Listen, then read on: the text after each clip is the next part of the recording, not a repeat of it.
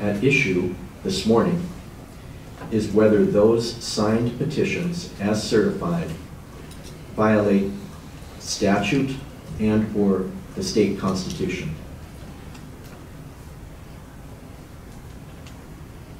Frankly, this court does not struggle with this issue. When I read the petition, and when I read the initiative, when I read the petition as it was included on the reverse side of the petitions, and then when I read the law, it became apparent to me that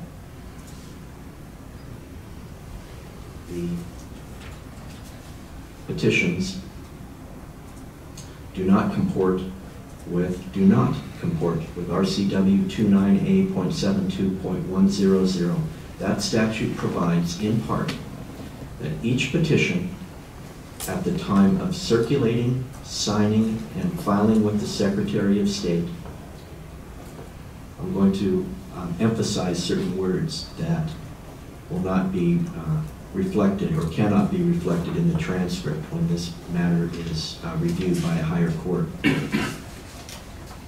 I'll do it nonetheless. Must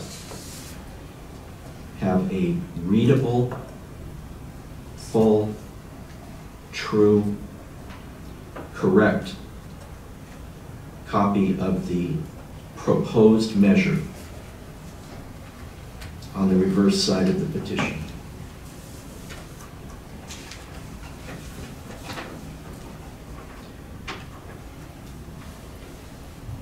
The petitions at issue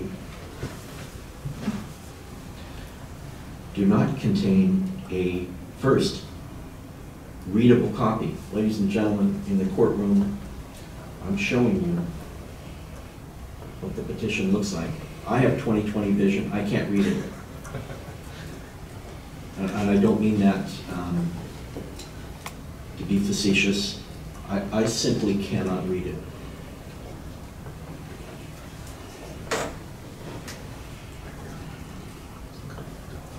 Moreover, it is not a true copy. It is not a correct copy of the proposed measure. For whatever reason or reasons, the sponsors or whomever they entrusted to put this process together on their behalf chose to use 11 by 17 sheets. And that was not the only option available to them.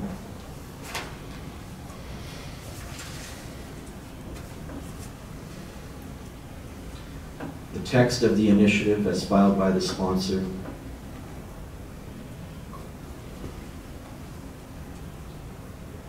included proposed deletions via strike-throughs, double bracketed parentheses so as to indicate offsets and underlines.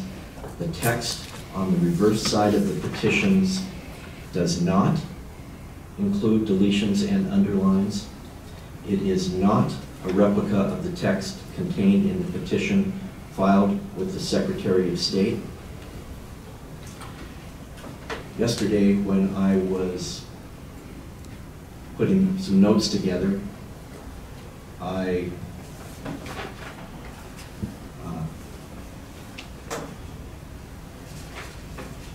enlarged the text on the back of the petition just for the purpose of determining whether I could see double parentheses. They're in there.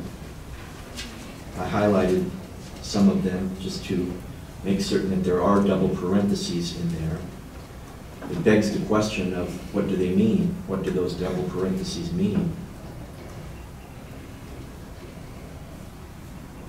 There are no strikes, strike-throughs, or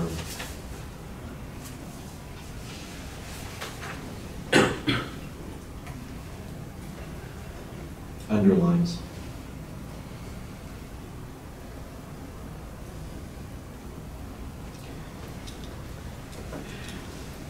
And the court found itself asking, rhetorically, perhaps.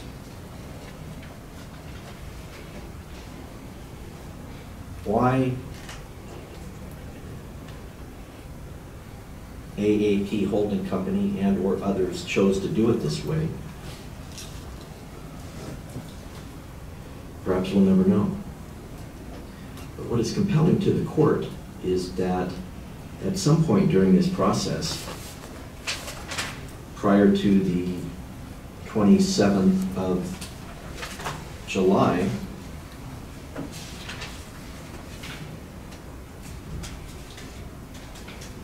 the Director of Elections of the Office of the Secretary of State brought those concerns to their attention, notwithstanding the fact that she didn't have to, neither did the Secretary.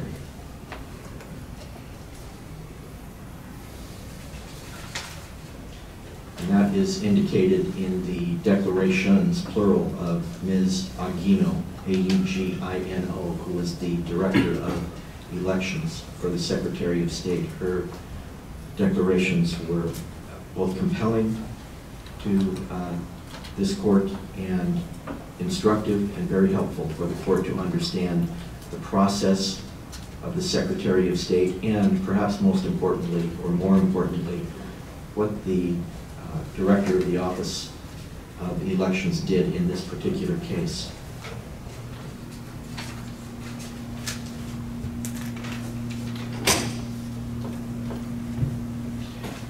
Ms. Aquino notifies or advises that when reviewing the back of the petitions, her staff noted that the text was printed differently from the text as originally submitted to the Secretary of State's office.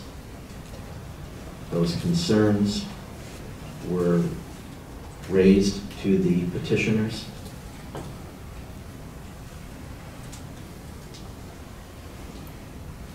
Ms. Aquino's declaration notes where Initiative 1639 amended an existing section of a statute, there was no way for a signer to know what words were ones that the initiative proposed to add, in contrast with what the existing law already said. Initiative 1639 proposed to delete some words from existing law, and while those words were contained in double parentheses, there is no notice to the signers about what the double parentheses might mean. Rather than print the petition sheets in large booklet form, in this case, the paper was on 11 by 17, quote, making the font of the initiative text so small that it was doubtful that the text was readable for most people, close quote. It's not readable to me. I don't know whether I'm most people. I can't read it. The court is not persuaded by the argument that substantial compliance is the proper analysis.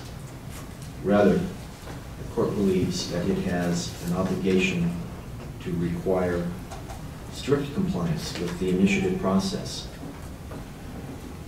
Mr. Long very eloquently and articulately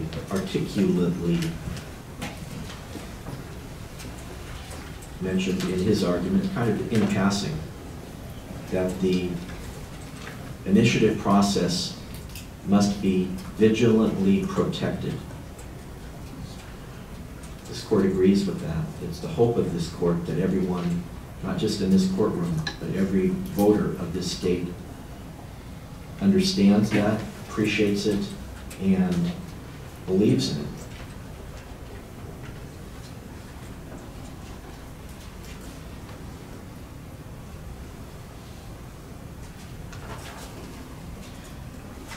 There is no indication that there's no proof in this record that any of the voters that signed this petition were misled, were deceived.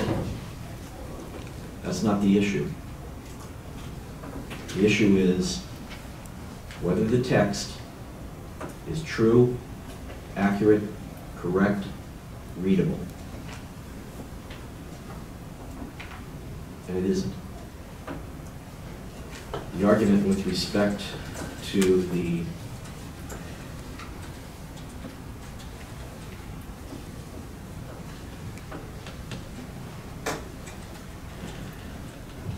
breach of duty, I guess, alleged against the Secretary of State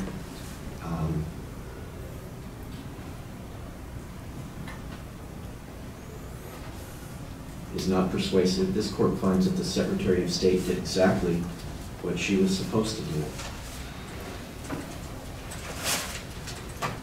RCW 29A.72.170 provides the Secretary of State with very limited authority. The Secretary may, as opposed to shall or must, refuse to file any initiative if it does not include certain information or does not include sufficient amount of signatures,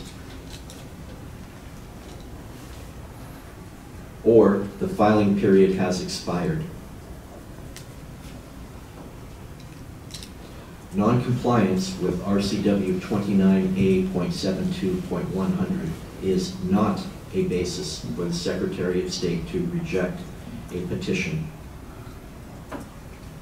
In fact, there is a long line of cases that clearly stand for the proposition that the Secretary of State would be in violation of the law if she or he did otherwise.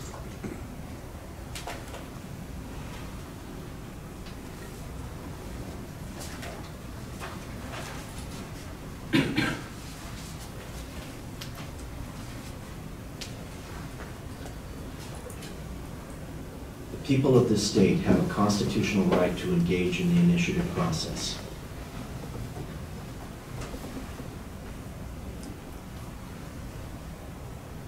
Our state, our communities benefit from that process. There are literally, not literally, but almost literally, countless instances